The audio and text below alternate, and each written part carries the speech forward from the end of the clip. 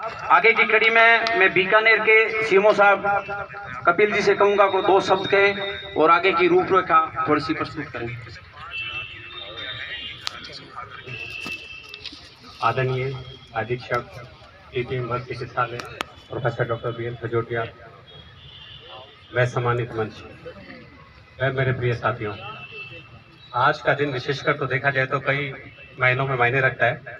एक 25 तारीख को क्रिसमस का भी सेलिब्रेशन होता है, एक वर्ग के लिए एक तुलसी का भी सेलिब्रेशन किया जाता है, और देखा जाए तो ये बलिदान का एक सप्ताह भी है जिसके अंदर गुरु गोविंद सिंह के पूरा का परिवार जो है वो बलिदान के रूप में हमें याद करके स्मरण करके बनाना चाहिए। वो क्यों कैसे है बताऊंगा, क्योंकि मैं ड्रामा से जोड़ते हुए बताऊंगा कि किस तरह से इनको हमें स्मरण करना चाहिए। पर पहले थोड़ा संक्षेप में जय भवानी भवानी संस्थान के बारे में बता दूं कि ये जब से मैं पीपीएम में आया हूँ उस टाइम से ग्रामीण अंचल के लिए विशेषकर, वैसे तो सबकी सहायता करते हैं प्रतिदिन, सबसे ज्यादा ग्रामीण अंचल से जो व्यक्ति या लोग हमारे पास आते हैं उनको बहुत मुश्किल आती है, बहुत पेश आती है कि इतने बड़े चिकित्सालय वर्ग है, अलग अलग डिपार्टमेंट है, किसको कहाँ जाना है, कहाँ दिखाना है, किस तरह से संपर्क करना है, या अगर कोई जांच भी लिख दी जाए तो उस जांच तक वो कैसे पहुंचेगा, या अगर आ गया उसको और भी विशेषताओं के पास जाना है, किसने रेफर किया है तो किस तरह से किस परिस्थिति में है।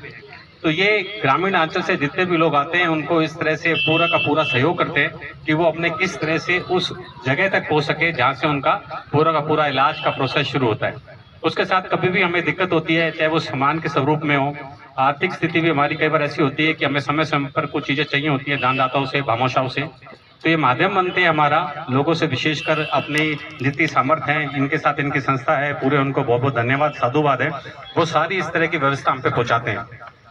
और विशेषकर आप देखिए कि जितना यंग लोग इनके साथ जुड़ता है वो मोटिवेट को कहीं पे लेके जाना है। हमारे तो ट्रॉली कूलर्स वगैरह सब लगे हैं, लेकिन परिस्थिति ऐसी होती है बहुत बार कि मल्टीपल कैजुअलिटीज एक साथ होती है, मास कैजुअलिटी होती है, तो उसके अंदर हमें इस तरह के स्वयं सेवकों की बहुत जरूरत होती है। तो जिस तरह से ये सेवा करते हैं, इनके लोग भी आते हैं निरंतर रूप से ही, ये सारी की सारी हमें सेवा उस तरह से प्रदान करते हैं जो कि पीड़ित मानवता के लिए बहुत ही उपयोगी साबित होती है। कोविड के कार्यकाल में इनका भी बहुत अच्छा योगदान था। आप जानते हैं कि कोविड का कार्यकाल इस तरह का था कि पूरी दुनिया भयभीत थी।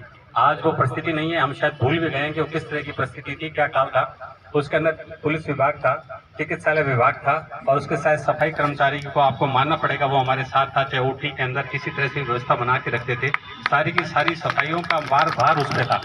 आप एक देखिए कि हमारी जितनी भी निरंतरता के हिसाब से जितनी भी कार्य से जुड़े लोग हैं उनको बहुत बहुत साधुवाद और धन्यवाद है कि वो इस तरह से निखारने के लिए ऐसे ऐसे प्रतिभाओं को सामने लाते हैं। वो चाहे चिकित्सक वर्ग से हो, कोई और वर्ग से हो, जो बच्चे हों जिन्होंने अच्छे अंक प्राप्त किए हैं, तो सो भी सब समाज को इस तरह से सम्मानित करते हैं जिसके अंदर वाकई निश्चित तौर पर वो आगे अपना पूरा स्वरूप और निखार पाते हैं। मैं थोड़ा सा गुरु साहब के बलिदान के दिवस के बाद में बात कर रहा था। देखिए, अब जैसे हमारे ट्रॉमा सेंटर की दो ही मुख्य कारण है, मैं सिर्फ रोड ट्रैफिक एक्सीडेंट की बात कर रहा हूँ, बात बहुत कर सकते हैं। रोड ट्रैफिक एक्सीडेंट के अंदर दो चीजें मेन है जिसके अंदर की हमारी मृत्यु दर बढ़ रही है, डिसेबिलिटी बढ़ रही है। उसका पहला कारण है कि स्पीड। बच्चा पैदा होता है तो स्पीड, वो गाड़ी सीखता है और उसको स्पीड चाहिए बहुत तेज। पहला तो ये स्पीड ही कारण बनता है जिसका ना रोड ट्रैफिक एक्सीडेंट का मुख्य कारण है। दूसरा है आज के परिप्रेक्ष्य में वो सिद्ध भी होता है, और पश्चिमी राजस्थान की बात कर रहा हूँ, पंजाब में तो उड़ता पंजाब था ही, हमें घेर लिया है नशा उसका दूसरा कारण है जो कि मृत्यु दर है। लेकिन 15 से लास्ट तक 35 साल तक के जो बच्चे हैं वो सबसे फर्स्ट नंबर पर डेथ रेट आती है इनकी। तो इतना सरकारों ने पैसा लगाया, महाराष्ट्र के माध्यम से कहना चाहूंगा, हम संस्थानी हैं।